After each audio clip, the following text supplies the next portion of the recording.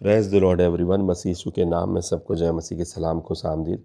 प्रियो, क्रूस पर प्रभु यीशु मसीह की 7 वाणियों में से एक वाणी जो अंतिम वाणी में आज बोलने पर हूँ, लूका 23 अध्याय उसके 46 पद में लिखा है कि और प्रभु यीशु मसीह ने बड़े शब्द से पुकार कर कहा, हे पिता, मैं अपनी आत्मा तेरे हाथों में सौंपता हूँ।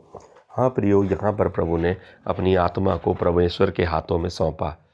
प्रियो, याद रखिएगा, जो अपना होता है वो अपने पास आता है। कैसे? आप किसी बच्चे को डांटेंगे, किस बच्चे को डांटते हैं? अपने बच्चे को डांटते हैं। जो अपना बच्चा होता है लड़ झगड़ करके भी, डांट डपट करके फिर अपने पास आता है। लेकिन जो शत्रु होता है वो आपसे, हमसे द्वेष रखता है, हमारा आपका विरोध करता है। हाँ, वो अपने अंदर बैर रखता है, क्योंकि वो अपना आदमी नहीं है। प्रभु यीशु मसीह परमेश्वर के द्वारा दी गई सारी ताड़नाओं को क्रूस पर सह गए। वो परमेश्वर से 3 घंटे अलग रहने का ताड़ना रही हो, या क्रूस पर कीले ठोके जाने के द्वारा रक्त बहना, या मजाक उड़ाए जाना, या पीने के लिए सिरका ना दिया जाना, पानी ना दिया जाना, या 39 कोड़े खाना, या ताने सहना, भारी क्रूस उठाना, कांटों पर ताज लगवा देना, और ये सारा चीज़ है ना, और ये कांटों का ताज लगवा, ये सारी चीज़ें उसने अपने देह में उठाई। और बहुत ही संघर्ष, उसने अकेलापन झेला, अपने आप को तुच्छ जाना, इस संसार की सारी गंध, सारी बुराई, सारे पाप पीड़ा को अपने ऊपर ले लिया, है ना।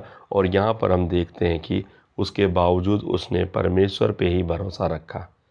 प्रियो, हमें भी प्रभु यीशु के इस बलिदान से समझना चाहिए कि हम चाहे कैसी भी परिस्थिति में जाएं, लेकिन अंत में हमें परमेश्वर पे ही अपने भरोसे को रखना चाहिए।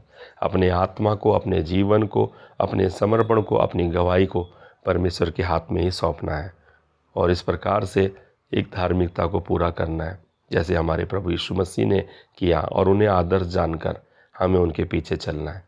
इस वचन के द्वारा हम सबको यही आशा मिलती है कि हमें भी प्रभु के जैसे परमेश्वर के पास ही आना चाहिए। हमें दूसरों से पूछने के लिए अन्य चीज़ों में मन नहीं लगाना चाहिए, वरन हर परिस्थिति में धन्यवादी होना चाहिए।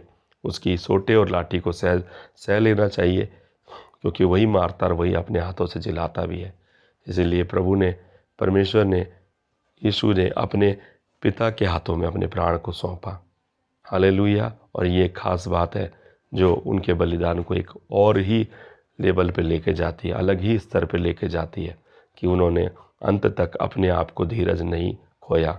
वो कुड़कुड़ाए नहीं अय्यूब के समान, वो बुड़बुड़ाए नहीं मूसा के समान।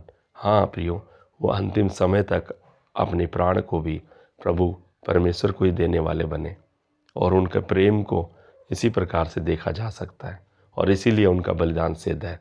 आइए सिद्ध बलिदान पे विश्वास करके हम भी सिद्ध बन जाएं, यीशु के नाम में। आमीन। जय मसीह की।